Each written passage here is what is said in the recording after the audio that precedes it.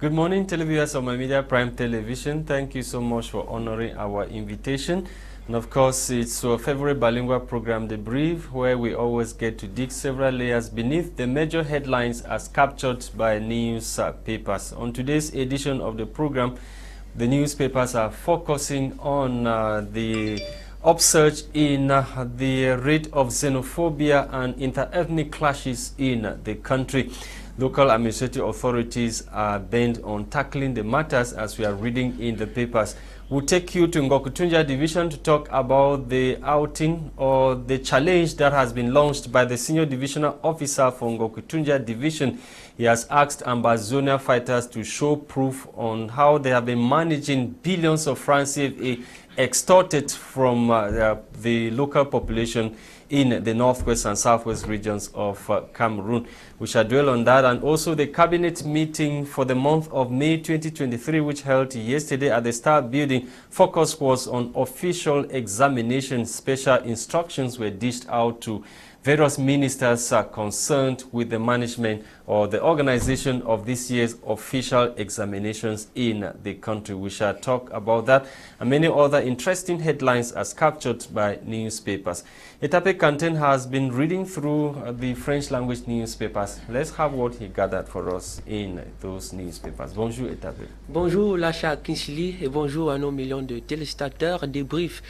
Voilà, vendredi 26 mai 2023 sur Ma Media Prime Télévision. Mesdames et messieurs, bienvenue dans ce programme consacré au décryptage des journaux abordés dans les kiosques ce matin.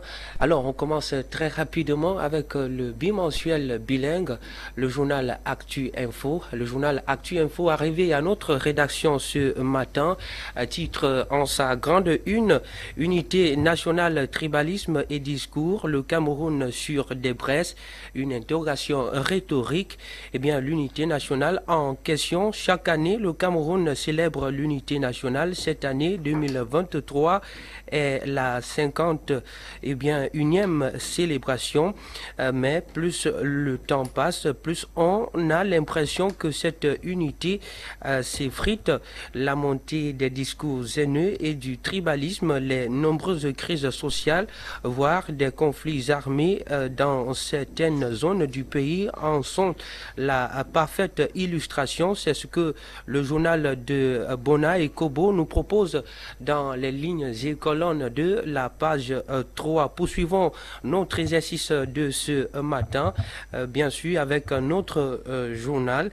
Eh bien, Mutation, pour sa part, nous parle de l'affaire Dikolo à Bali et titre Marché de dupes. Selon nos confrères dans la page 5 de ce journal, le tribunal administratif annule la déclaration d'utilité publique qui a mis plus de 200 familles dans la rue au motif de la construction d'un hôtel. Alors, on poursuit avec le quotidien bleu, le journal Le Jour. Le journal Le Jour qui s'intéresse au centre des urgences de Yaoundé et nous informe ce matin que les soignants durcissent la grève, les malades à l'abandon, l'absence de solution aux problèmes posés par le personnel de santé prolonge le mouvement d'humeur entamé lundi dernier. Les services du Premier ministre convoquent une réunion pour mardi 30 mai prochain. En tout cas, vous verrez les détails de ces informations dans les pages 2 et 3 de ce tabloïd en kiosque ce matin. La même parution évoque l'affaire Martinez-Zogo en sa petite une. Jean-Bruno Tagnin convoqué au CED. Le journaliste sera auditionné lundi prochain. Eh bien, Dikolo Bali, le tribunal annule le décret d'expropriation. Poursuivons notre exercice en économie, bien évidemment avec le journal L'économie. Le journal L'économie qui, pour sa part, parle de la téléphonie mobile et titre en grande une les recommandations de l'art RT pour améliorer la qualité de service. Philémon Zam, directeur général de l'Agence de régulation des télécommunications, a eu une concertation avec les responsables de Camtel, MTN Cameroun et Orange Cameroun. En tout cas, les détails de cette information sont à retrouver dans la page 3 de ce tabloïd en kiosque ce matin. Et puis, terminons à présent avec l'œil du Sahel qui nous conduit vers le Grand Nord. Où en est-on avec l'offre en énergie électrique? C'est d'ailleurs l'interrogation que le journal plaque en sa grande une. Eh bien, son menu est également varié. Le journal parle des autres sujets. Université de Garoua, les travaux de construction lancés à Djoumassi. Ngaoundéré, la France passe en revue les investissements et projets de l'université. Adamawa, un ouvrage consacré aux prises d'otages avec demande de rançon. Des informations que vous allez découvrir bien sûr dans les pages 4, 9 et 10 de ce tabloïd en kiosque ce matin. Voilà, mesdames, messieurs, voilà, c'est tout pour la lecture des grands titres en langue française. Place actuellement à la découverte de ces tabloïds en anglais avec toi, Lasha. Une fois de plus, bonjour. Thank you, Etape, Quentin. Good morning once again, televiewers of My Media Prime Television. Let's kickstart the exercise this morning with the Voice newspaper. The Voice Weekender this morning is taking us to Samelema in the Jar and Lobo division of the South region to talk about xenophobia. Samelema riots reenacting deep-seated xenophobia 2 years on. Barrister Nico Hales analysis still and vogue. Also get the details on what the gendarmerie boss is doing. Gendarmerie boss Galax Etoga swings into action when it comes to what happened in Samelema in the south region of the country.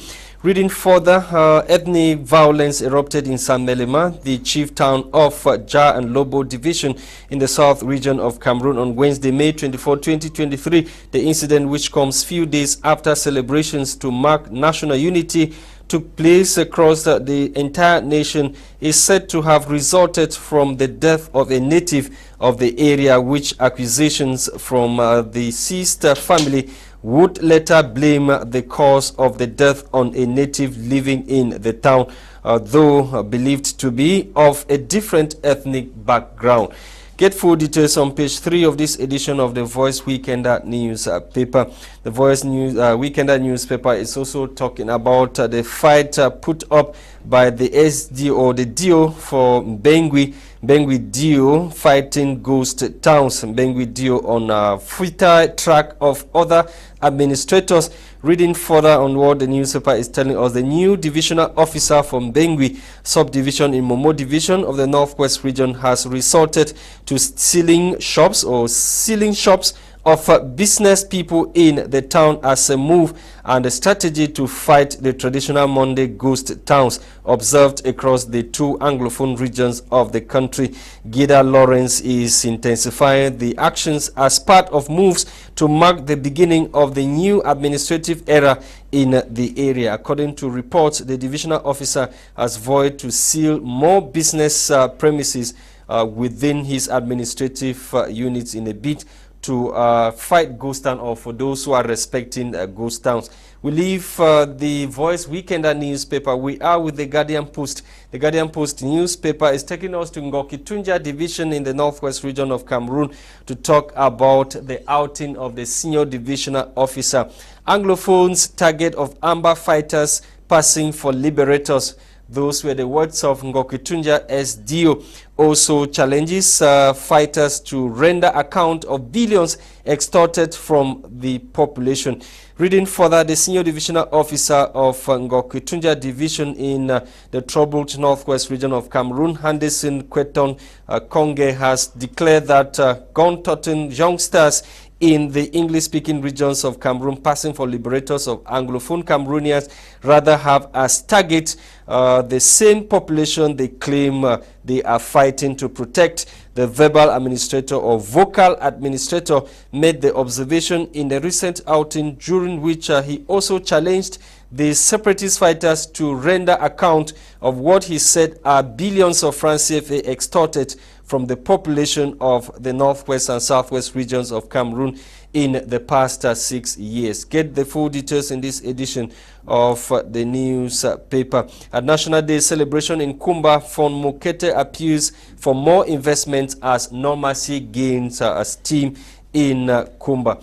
We take you now to this other newspaper, the National Bilingual Daily Cameroon Tribune. Cameroon Tribune this morning is focusing on the cabinet meeting for the month of May 2023. The meeting which was chaired yesterday at the Star Building by Prime Minister, Head of Government, Chief Dr. Joseph Diongute. Special instructions were dished out to the various ministers concerned or charged with the organization of this year's official examinations. The Ministry of Secondary and Basic Educations were also charged to ensure that they pay dues or monies to teachers who will correct scripts of students and pupils as we are reading. You can get the full details of the cabinet meeting, not leaving out security. Security was also a priority during that meeting, especially in the troubled or crisis-hit regions of Cameroon, where pupils and students will be sitting in for final year examinations. Let's talk these fake NEO agents in the nation's political capital who have been apprehended. Banditry writes Cameroon Tribune, fake NEO workers apprehended. 5 individuals claiming to belong to NEO Cameroon have been apprehended in Yaoundé. They were apprehended or presented to the press on Monday, May 24, 2023 at the 1st Gendarmerie Region Office in Yaoundé. Sources at the Gendarmerie unit, as we are reading in the papers, indicate that the principal victims are those using the prepaid system to settle their electricity bills. Read the full details on pages 16 through 17 of this edition of the National Bilingual Daily Cameroon Tribune. We end with this headline that has to do with agricultural development. 400,000 hectares to be boost or to boost production in the country. We are told by the paper that the Minister of Agriculture and Rural Development and his counterpart of Land Tenure on Wednesday, May 24, 2023, met to launch a lofty project to develop vast lands across Bachinga-Ngaoundere corridor, an initiative evaluated at over 300 billion francs CFA, which is expected to greatly enhance agricultural productivity in that area. Thank you so much, viewers of our Media Prime, for listening to the major headlines this morning. We are back in the studio to continue with our discussions. We are joined by 2 gentlemen this morning. Amadou Tante, a human rights defender, he is with us in the studio. We also have another resource person coming from the PCRN political party. Amadou Tante, good morning and welcome. Yeah, good morning once more, Mr. Lasha, and thank you for always making it possible for me to be guest on your program. With your due respect, permit me to use this opportunity to say happy birthday to my little daughter who is turning 3 today.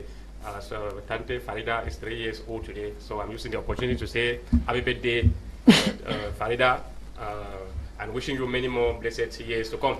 Okay, I'm sure she if she has not heard, the mother has definitely heard, and of course they will tell her. Absolutely. We want to wish you happy birthday too. Welcome to Eric Nanji. Good morning, Mr. Lasha. Bonjour aux copanélistes. Bonjour aussi à Etape. Et vous savez, il y a souvent cela qu'on oublie. Je dis comme ça bonjour à vos techniciens pour lesquels, si nous sommes visibles, c'est grâce à eux. Je dis aussi bonjour aux populations de la région du Château d'Eau, la Damawa, précisément le département du Mayo-Bagno, l'arrondissement de Bankim. Okay. Let's kickstart Etape campaign probably with these Dicolo issues. Some people were sent out of their lands, and yesterday we are reading in the papers that the minister has cancelled the land title that was issued to somebody for the development of that area. It was meant for the construction of a hotel. That land title has been cancelled, and now the population they have to come back and occupy their lands. But the question we are asking now, Etape, maybe Max, Eric Nanji, you tell us, and Amadou Tante, what would the people do now, those that their houses were destroyed, that they were sent away from that area? Alors, Monsieur Eric Nandi, bonjour. Une Bonjour. fois de plus, on commence bien sûr comme Lasha l'a indiqué avec l'affaire d'Ikolo Bali. Oui. Eh bien, le tribunal administratif annule la déclaration d'utilité publique. Alors, quelle est la suite, quel est le sort de ces populations qui ont été déguerpies de ces lieux-là? Oui, il faut préciser que nous n'avons été les sorties du PCRN par la voix de son président, l'honorable Cabral Libi. On ne serait pas à cette situation que nous sommes en train de voir. Parce que pour ceux qui ne le savent pas, le PCRN a beaucoup œuvré pour cela. Voyez-vous, dans le Code civil, l'article, je vais comme ça convoquer l'article 1382 du Code civil. Qui stipule que lorsque vous avez, je vais juste paraphraser, lorsque vous causez du tort à autrui, vous devez réparer. Donc il est question maintenant que le gouvernement répare le tort qui a été causé à ces populations. Vous savez, lorsque même un tort est réparé, les séquelles restent. Donc l'État qui aujourd'hui qui est garant des terres, qui est à l'origine de ces déguerpissements forcés, est appelé aujourd'hui à rectifier le tir pour que cette situation soit rapidement remédiée. Mais comment rectifier ce tir-là? Oui, justement, à partir de... Are you sure the people will still be allowed to come back then? If they come back, would they occupy the very parcels of land that they had occupied before they were? Don't you think that some individual will come in now and claim that the lands? Non, vous savez, l'avantage c'est que Dikolo c'était un village. Oui. C'était un village et puis dans un village on se connaît en détail comme on a l'habitude de le dire de façon triviale. Donc il est question seulement parce que quand vous faites un tour à ce niveau-là, parce que moi en tant qu'homme politique je suis arrivé de ce côté, on peut encore, on voit encore quelques fondations qui existent de ce côté. Donc, on peut facilement encore ressortir les limites de ces différentes concessions qui avaient été posées. Et il faudrait que l'État, à partir de l'évaluation, parce qu'il y a eu une évaluation au préalable qui avait été faite. Et les noms des gens qui n'habitaient pas dans ce village étaient sur la liste des gens qu'on devait les récompenser. Oui, justement. Qu'est-ce qu'on doit faire? Justement, le président de la République avait instruit le gouverneur du littoral à organiser un comité ad hoc qui devait donc siéger et ressortir les véritables bénéficiaires de cette zone. Dans ces comités, on en trouvait aussi les chefs traditionnels Sawa qui connaissaient pratiquement, et certaines populations qui étaient anciennes là. Donc, nous pensons que il y a possibilité de retrouver les véritables bénéficiaires. Nandi, vous êtes membre du PCRN. Tout à fait. Eh bien, qu'est-ce que cela vient remettre au goût du jour? C'est-à-dire ce gain de cause donné aux victimes de ces casses à Dikolo. Ce qu'il faut dire, c'est que Dikolo, d'ailleurs, vous savez, ce n'était pas le seul cas. Le premier cas au Cameroun, il y a plusieurs autres cas comme ça qu'on peut, on peut énumérer. Donc, c'est pour cela que nous avons l'habitude de dire, nous avons un gouvernement qui ne projette pas. Vous savez, on dit gouverner, c'est prévoir. Oui. Mais malheureusement, nous avons ce gouvernement qui gère toujours par embuscade. Il faudrait qu'il y ait des situations pour qu'on se retrouve en train de trouver des solutions palliatives. Je vous rappelle comme ça le message porté du secrétaire d'État à la Défense hier par rapport aux sorties médiatiques ou alors sur les réseaux sociaux de certaines personnes. Vous voyez donc qu'on a un gouvernement qui se retrouve dans des situations et cogite. Quelle était la teneur de ce message? Vous faites allusion au message Oui, en fait, le secrétaire d'État, le CED, comment on l'appelle, l'abréviation, pondait comme ça un communiqué qui était adressé aux collégiens avec empilation les commandants des différentes régions de gendarmerie pour essayer de traquer ceux-là qui profèrent des propos haineux sur les réseaux sociaux. Donc, peut-être ce que je vais dire aussi au CED, c'est qu'il faut qu'ils comprennent que pour la plupart de ceux-là qui sont sur les réseaux sociaux, qui professent cela, c'est aussi des gars qui sont aguerris sur les manipulations des TIC. Donc, ça va être un peu compliqué. Ça va être un peu compliqué parce que vous savez que sur les réseaux sociaux aujourd'hui, il y a ces phénomènes de faux profils et autres. D'ailleurs, avec la sortie du CED, ne serons pas surpris que d'ici quelques jours, qu'on voit aussi une sortie du DGSN. Okay, Amadou Tante, welcome. Yeah, thank you. Yes, we were talking Dikolo. Yesterday, an administrative court cancelled the land title that was supposed to, that was given to an individual to develop that parcel of land where villagers of that area they were residing. What lesson can we learn from this? And the people have to go back to their lands. Are you sure now that the real owners of the different land titles there, they will be able to have back their lands? Let me say once more that this thing is really something very frustrating. It's really funny. I don't understand how this government functions.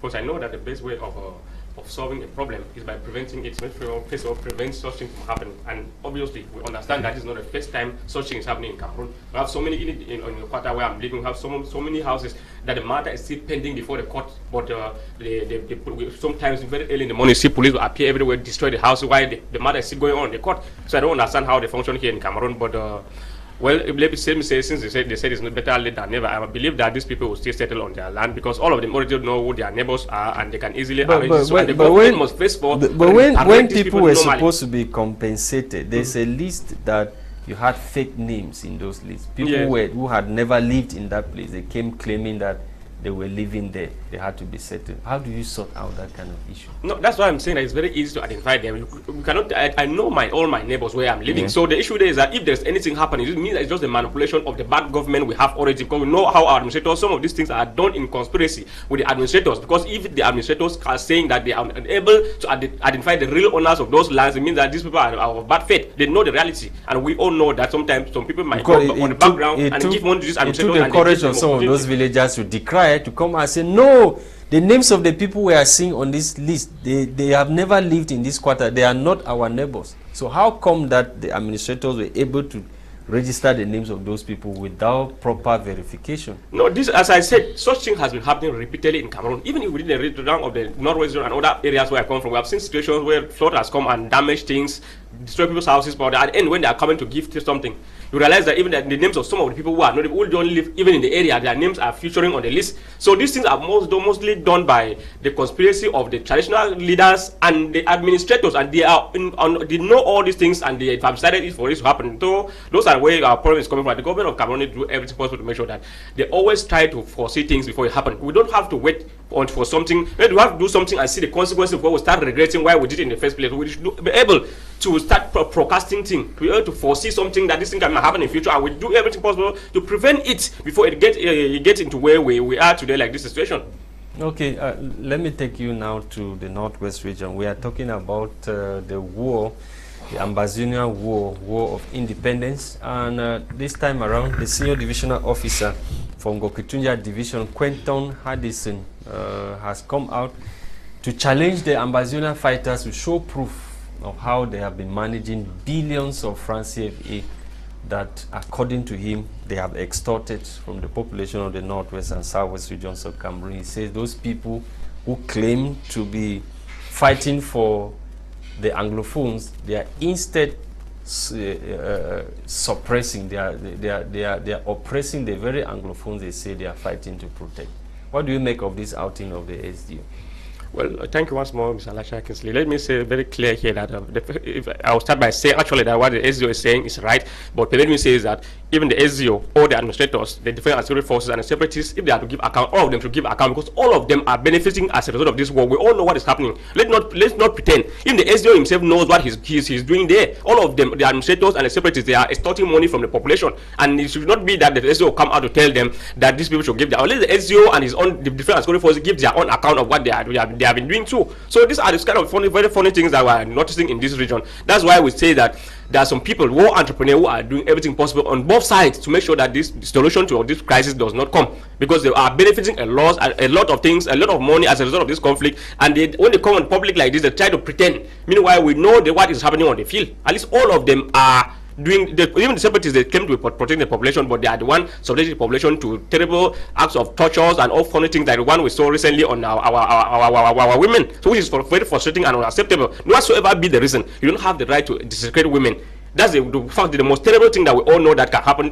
When you desecrate a woman, we know what can happen to you. Traditionally, we all know what it means, because there's nothing, the kind of curse that you can have as a result of such thing. We believe that maybe in the days ahead, you have start hearing the effects of what these guys have done. So let me say once more again that the defense and security forces, the administrators, be it from Yaoundé and in the one on the ground, and the separatist fighters, they are making a lot of money as a result of this conflict. So we do everything possible to end the conflict. The government knows what is supposed to be done, and let the government do it fast. And let's stop pretending, coming on public to pretend that no, these other people are benefiting.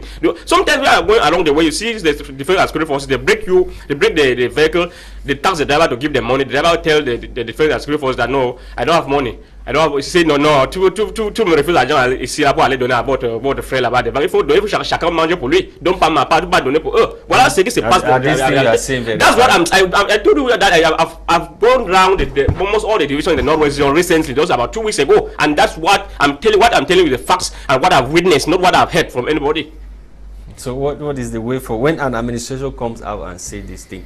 Is he not legitimizing what is supposed to be illegal when you call on people who have carried arms against the government to come and give account?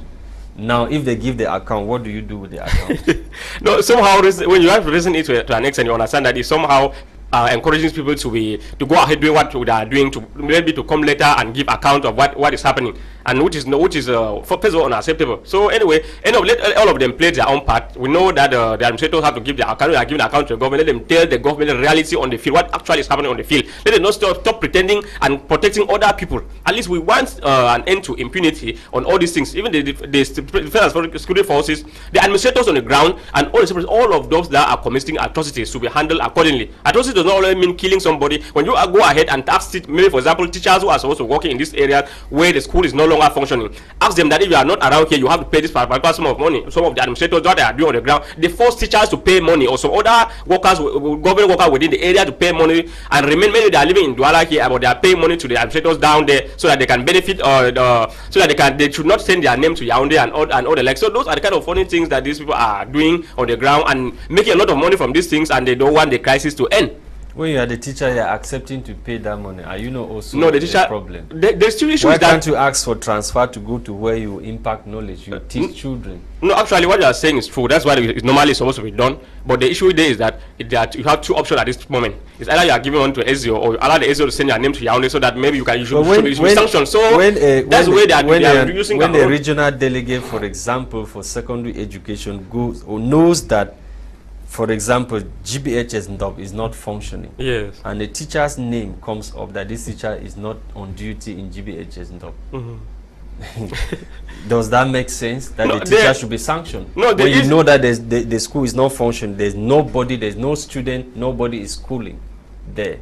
Well, like you are forwarding the name of the teacher to Yaoundé so that the salary be suspended. No, like is that reasonable? No, like the SEO, he used to say that the SEO from Gokchinja in particular used to say that all those teachers who are working or workers who are in the area have to be answering present on within particular dates in maybe the school or wherever they might choose to meet, and mark your name there to be sure that you're on the ground. Some school like GBHS, so you go to GBHS, I went to GBHS recently and I saw the GBHS. I must share tears. We look at the way GBHS is very bushy, and you see what is happening in those areas, you'll be surprised. So that's the way there's a problem. The SEO knows that school is not functioning, but he tells the people that they must come to mark their name. Anyway, he was saying that instruction from Yaoundé, even though it was unfortunate that the Minister of Secondary Education, Madam Professor Naloa Lyonga, later on came out last year to denounce what even the SEO himself was doing, because he said he was not aware of what the SEO is doing, and he has not given any authorization to SEO to do whatsoever he's doing. So most of these people are taking advantage of the lawlessness that is happening in Norway and South region to make their money. Ok. On reste sur le même sujet. On parle d'un administrateur civil principal, quelque chose comme ça, qui demande aux Ambazonis de donner le compte comment ils ont géré les milliards qu'ils ont pris. Mais ça, c'est une hérésie.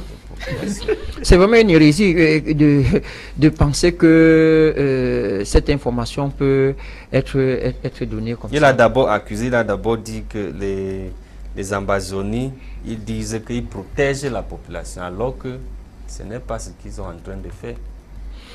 Vous comprenez donc qu'on est finalement dans ce qu'on appelle le théâtre. Dans cette zone aujourd'hui, on peut dire qu'on est en plein dans le théâtre. Voyez-vous, l'idée qui est souvent dégagée, qui fait comprendre que il y a certaines personnes sous-jacentes qui seraient là pour motiver ou alors pour encourager ces attaques ou ces phénomènes de ce côté. On peut peut-être penser que cela peut être vrai. Voyez-vous, le gouvernement qui aujourd'hui est quelque part à l'origine de cette guerre a toutes les solutions pour éradiquer ce conflit. Mais on ne voit pas une volonté vraiment politique pour atténuer, pour éradiquer définitivement cela. Parce que l'État a tous les moyens régaliens pour mettre à tout état de nuit ceux qui veulent empêcher la cohésion sociale. Tout à l'heure, je vais faire peut-être un petit rebond sur le cas d'Icolo. Je voulais peut-être rappeler à vos millions de téléspectateurs aujourd'hui que l'arrondissement des banquiers que vous connaissez certainement a vu tout un sous-préfet en prison de 9 jours. Tout est parti sur l'indemnisation du barrage de la Mapé, que certainement vous connaissez, où on avait déporté toute une population dans ce village pour un autre village. Mais malheureusement, le sous-préfet, à l'époque, le sous-préfet d'Aïrou, parce qu'il est du côté d'Inkondengue, aujourd'hui je peux le citer, il a été condamné, a su peut-être utiliser des voies de contour pour faire bénéficier des indemnités ceux qui n'étaient même pas de ce village. Donc ce dernier est en prison. Je pense que lorsque l'État veut travailler, l'État met tous les moyens pour rentrer. Puisque vous avez posé la question à savoir tout à l'heure là que où vous avez dit qu'il y a des personnes qui n'étaient pas du côté de... C'était certifié, il y avait la liste, non? Oui, justement, je pense que si l'État revient comme à cette époque, il y a pratiquement 6 ou 7 ans aujourd'hui du côté de l'arrondissement de Bankim, avec les enquêtes qui ont été menées et qui ont mis en déroute, et en plus, en dehors du sous-préfet, il y a 4 délégués départementaux qui sont en prison par rapport à cette mafia au niveau des indemnisations. Monsieur Eric Nandi, donc, on peut le faire ici à Douala. À qui profite cette mafia-là? À ceux qui l'encouragent, c'est-à-dire les autorités. Parce que, vous savez, si je convoque une de mes casquettes d'assureur, oui, lorsque un assureur veut payer, l'assureur se rassure à payer à la bonne personne pour qu'il n'y ait pas un rebondissement. Donc, pour dire que ces administrateurs qui sont à la gestion, qui ont toute la gestion de cette indemnisation, devraient se rassurer. Il y a tous les moyens possibles pour se rassurer. Donc, la faute va donc revenir à... Vous savez que lorsque le subalterne commet une bavure, la faute est carrément jetée comme ça sur son supérieur. D'accord. On tentera de faire profil bas sur l'unité nationale. Ça fait quelques jours seulement qu'on a célébré la fête de l'unité nationale. Eh bien, le journal Actu Info, arrivé à notre rédaction ce matin, s'intéresse au sujet tribalisme et discours. Le Cameroun sur la Bresse, c'est l'interrogation. Oui, justement, le Cameroun est sur la Bresse. D'ailleurs, vous savez que ça fait 6 jours. Ce même jour, il y a déjà eu un conseiller régional avec quelques personnes qui ont été kidnappées, en dehors de celui qui avait eu sa médaille, qui a été assassiné ce jour. Donc, vous comprenez. Et à la veille, nous avons donc une 50aine de femmes qui ont été comme ça kidnappées, bien qu'aujourd'hui on parle d'une libération de certaines. Donc, vous comprenez donc qu'il n'y a pas de paix. Et d'ailleurs, je vais vous dire, du fait que nous avions vu à partir du petit écran le défilé du côté de Yaoundé, on ne peut pas parler d'unité lorsque des Camerounais partent voir, ne serait-ce que voir un défilé et sont fouillés. Donc, si vous êtes fouillé par les forces de l'ordre... Non, mais on ne peut pas lâcher la sécurité. Non, mais vous comprenez donc... La sécurité loose. Oui, bon, mais si on peut parler de l'unité, vous voyez, on a une symbiose ici. On n'a pas de crainte entre nous ici. Et c'est ça, l'unité. L'unité va aussi au-delà de ce qu'on peut penser, donc c'est-à-dire la confiance. Mais à partir du moment où vous avez des forces de l'ordre qui passent le temps à fouiller et interdire, vous comprenez donc qu'il y a un manque de confiance. Et s'il y a manque de confiance, on peut comprendre qu'il n'y a pas unité. Alors, on constate également que la Commission nationale de bilinguisme et du multiculturalisme est presque bouche fermée, est indifférente face aux exactions ou bien aux discours haineux qui prennent du poids dans les réseaux sociaux et puis des violences qui s'ensuivent. Alors, comment comprendre cela? Je vais d'abord citer comme ça le MINCOM, oui, qui avait pondu une circulaire. Après lui, il y a eu le ministre de l'Intérieur, à Tanganji. Voilà aussi maintenant hier avec le CED, le secrétaire d'État à la Défense. Je viendrai vous dire ici que certainement au cours de la semaine prochaine, vous verrez aussi une sortie du délégué général à la sécurité nationale, toujours en prélude à ce tribalisme. Pourquoi why are they doing it now? Why? Oui. Pourquoi maintenant? Why Justement, c'est pour Ils cela. attendaient quoi? C'est pour cela que je parle. Chaque fois je parle, j'évoque toujours la gestion. Que les Camerounais s'entretuent effectivement. avant que... Vous savez, on a l'habitude de dire que pour mieux diriger, il faut diviser. Bon, mais le problème qui se pose aujourd'hui, c'est que ils ont voulu bien diriger en divisant, mais malheureusement, la division là est en train de poser un problème aujourd'hui. C'est en train de poser un problème. Et c'est un problème qui, malheureusement, peut être un peu terni sur l'espace public. Oui. Parce que là, nous sommes encore dans l'espace virtuel. Sur l'espace physique, ça peut, c'est carrément dilué du fait des mariages exogamiques. Vous voyez donc, quand je parle des mariages exogamiques, vous comprenez donc que pour moi, par exemple, qui suis de la Damawa, qui a une femme qui est de Yabassi, vous comprenez que si aujourd'hui, la Damawa se met en conflit avec peut-être l'Onkam, vous comprenez donc que je ne peux pas avoir une position, je ne peux pas prendre une position. Parce que les enfants aussi vont dire que par ailleurs, ils sont aussi d'une cam. Donc, c'est en train de se diluer, mais malheureusement, aujourd'hui, on peut le dire. Et puis, quelque part, ce que moi je constate, c'est les discours haineux viennent du fait de quelques clichés que je vais évoquer. Oui. Il y a par exemple, il y a la paresse. Oui. Il y a la paresse, il y a une jalousie ambiante. Oui. Il y a une jalousie ambiante. Sans oublier l'instrumentalisation politique et bien les préjugés également. Oui, vous parlez de l'instrumentalisation politique, mais moi, ce volet-là, je peux peut-être balayer ça du revers de la main. Parce que quoi aujourd'hui, oui, la plupart des leaders politiques aujourd'hui ne sont pas non pas seulement dans leur parti, les ressortissants de leur village. Si le président Paul Biya était, j'allais dire comme ça, si toute la région du Sud votait uniquement le président de la République, vous êtes d'accord avec moi qu'il ne serait jamais président de la République? Okay. Parce qu'il faut faire avec l'ensemble des Camerounais. Amadou Tante, Cameroon is witnessing an unprecedented upsurge in xenophobia, hate speech, and all what has to do with hates of some Cameroonians by other Cameroonians. How do we get to this level? First thing, let me say, there's this particular word that I keep using here, first thing, every day. Impunity. The first problem of Cameroon is impunity.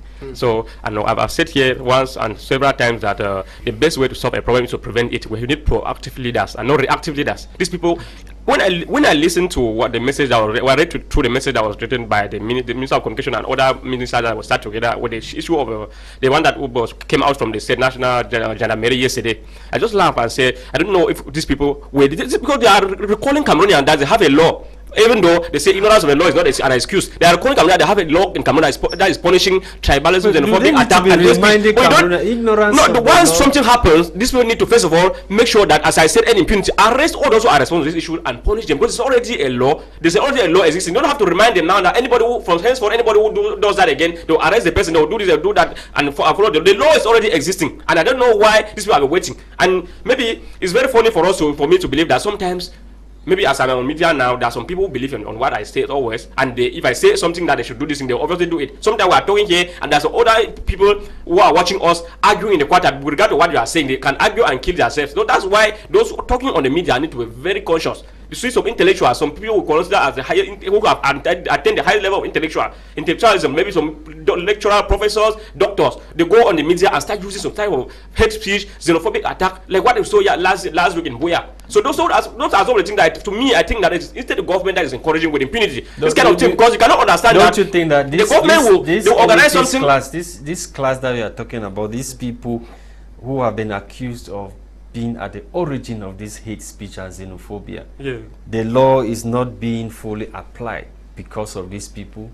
That's what I'm saying. That selective punishment. Are we at the level? Are we already at the level of selective punishment, double standards when it comes to application of the laws that the government keeps reminding Cameroonians of their existence? No, that's why I started by using the word impunity, because I said, because also, even though it is said that everybody is equal before the law, but Cameroon may also understand that some people are above the law. But we are talking about so a state of law. How can we be talking impunity? That is the what, state of law. That is why they are making us understand when there's a state of law, but the law is not being applicable. That's the greatest problem we have in Cameroon. Sometimes people will say that no, they should bring law that we talked about it. Cameroon have one of the best law on earth, but the problem is that the law, these laws are not being applicable, or they are being applicable only to the minority groups in the quarters. But the real people who are going about talking stuff nonsense, the government is allowing them to go about moving freely and all that. The government need to end impunity and make sure that all these people are arrested and prosecuted. Sometimes you see people like, let me say an example of what happened in Buya recently with the conference that was held. The government accepted that this conference was held, and I said that one of our recommendations with regard to the resolution of crisis was an intra-Anglophone dialogue. That is a situation that government will facilitate ways out for Anglophones to come together and sit within themselves to come out with their own proposition to the government. So government have Cardinal Tumi before he died, the late Archbishop of Cardinal Tumi before he died, he has did everything possible to hold the all Anglophone conference, but the government never permitted him to do so. But they are permitting other people to go in the Southwest region, see that they are pulling conference in the Southwest region for whatsoever, and do some type of terrible words, terrible speech, and nothing is being done. The government is remaining silent. Come out with press conference. Some of these people that we heard their voices, they have immunity. No, wait, they can uplift that immunity. Why is to go against the law to a certain extent? They can uplift the immunity and sanction you accordingly. So it's very, and the government need to, especially that the government have to come out with a press release specifically with that issue in Buya, what happened recently in the South region, just to condemn this issue directly, not that beating around the bush by saying that some people or some whosoever are going about using some kind of water. The government should come out clear, says that what happened there is not right. We don't have to organize a meeting to be hold to doing such a thing and for anything under the name of the Prime Minister and you go and do all that. It's a normal thing, as I said here last week, that holding a conference like that is a normal thing. At least we do. I state that we start from the base and make sure that we organize things in such a way so that the people will reason together now and then sit down and seek ways to seek the solution to the problem. But doing it without using a genuine way or using a wrong way method or doing it in a way of gaining more power from the government, that's the way everything goes wrong. Because the government is seems as if the government is permitting anything that has to do with division. We are at a situation at a time when national unity is severely being threatened in Cameroon, and the government is still going about encouraging some of funny things. So it's regrettable, very shameful for the government we have in Cameroon. Ok, very shameful. Bon, peut-être, si peut-être quelque chose à ajouter sur ce que le co-panéliste vient de dire. Vous voyez, aujourd'hui, s'il y avait par exemple des médailles qu'il fallait donner à des régions par rapport au tribalisme, je pense que la région du président de la République du Sud serait la championne. Vous savez que ça fait 2 fois que nous vivons les actes de xénophobie de ce côté, l'année dernière et ce que nous avons vu encore récemment. Mais je pense que les populations du Sud sont en train de mettre le président de la République en difficulté. Parce que, est-ce que vous savez que... Pourquoi les populations du Sud, ils acceptent d'être manipulés? Non, mais... Parce que quand vous dites en train de mettre le président de la République, ça veut donc dire qu'ils ont accepté d'être manipulés? Non, la réponse est simple. Vous savez, le docteur Charles-Sylvestre Etape avait commis un ouvrage, Le paradoxe du pays organisateur. Donc, il faisait donc allusion comme ça au Sud. Donc, qui est le socle granitique du RDPC et du président de la République.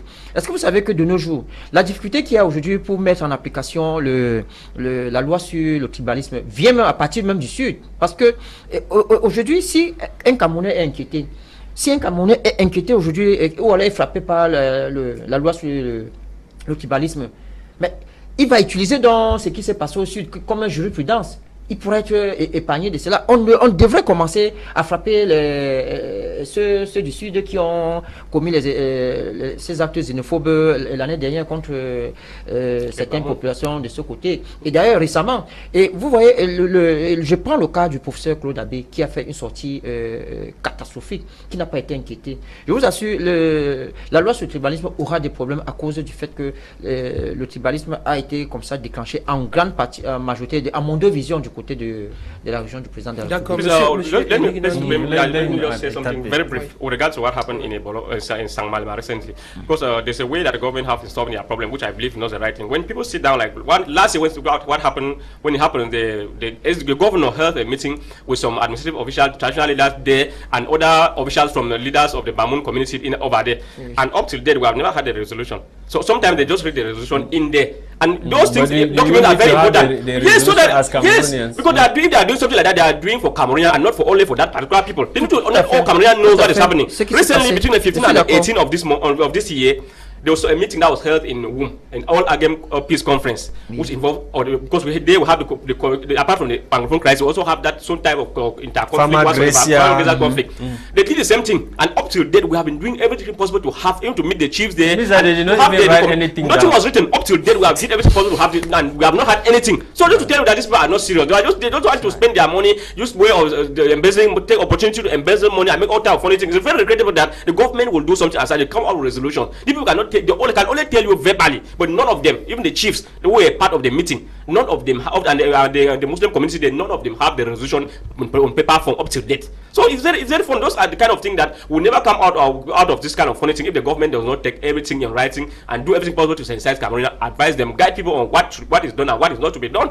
D'accord, d'accord. On va embrayer sur d'autres sujets abordés dans les journaux. Eh bien, on prend le journal Le Jour dans Mamana qui parle du centre des urgences de Yaoundé où le personnel de santé durcit la grève depuis lundi dernier.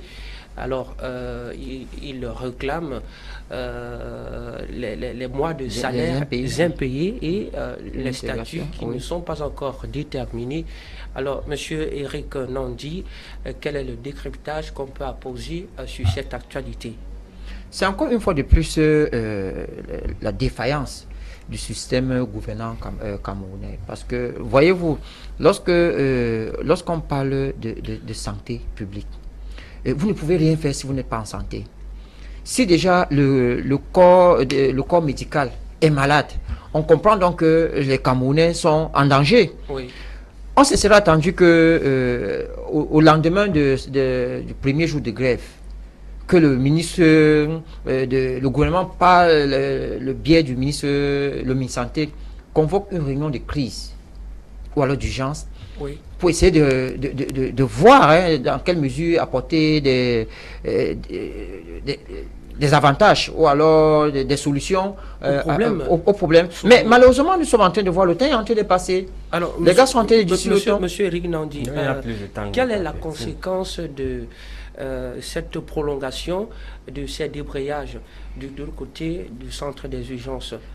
L'impact est direct sur les malades. Oui. Qui ne se verront pas être pris en charge facilement puisque le nombre de soignants est déjà réduit. Oui. Okay, the number has gone down. Amadou, let's conclude on this issue. This issue from the Northwest, we're talking about this issue. How do we tackle hate speech? How do we? What is the way forward? This issue. Well, I said here that the first thing that the government need to do is to end impunity. I always repeat this everywhere I go. End impunity. Make sure that anybody who is involved in any such thing is arrested and prosecuted. The government need to make sure that they involve. We need to, because all of us are involved with the media, must be part of it. Because one of the highest places where the information are being disseminated is through the media. The media need to be part of it. They need to make sure that media practitioners make sure that they sensitize the population very well all the time on the dangers of hate speech. Remind them that it's a crime and all the like, and to make sure that those of us of the civil society need to play our own part of it. Organize maybe this thing, press conference or workshops to maybe start with traditional rulers and some of the local administrators to make sure that we equally guide them and on some of the things, the way to fight all those type of things and other. And those who want to go to the media and sensitize the population, because the highest place to educate the population, it is through the media, be it social media or on the television. Okay. Thank you, Amadou Tante, for coming. Thank you welcome. to Eric Nanji for coming. Yes, thank you to televiewers of My Media Prime Television for staying tuned throughout the week. It was the last edition of The Brief, produced for us by Christain Tebong, and for the presentation, we were Etape Quentin and myself, Lasha Kingsley. We had Amadou Tante and Eric Nanji. They were here with us to debate on those major topics or subjects affecting the nation. Thank you so much. You have a great weekend, and bye-bye from this end.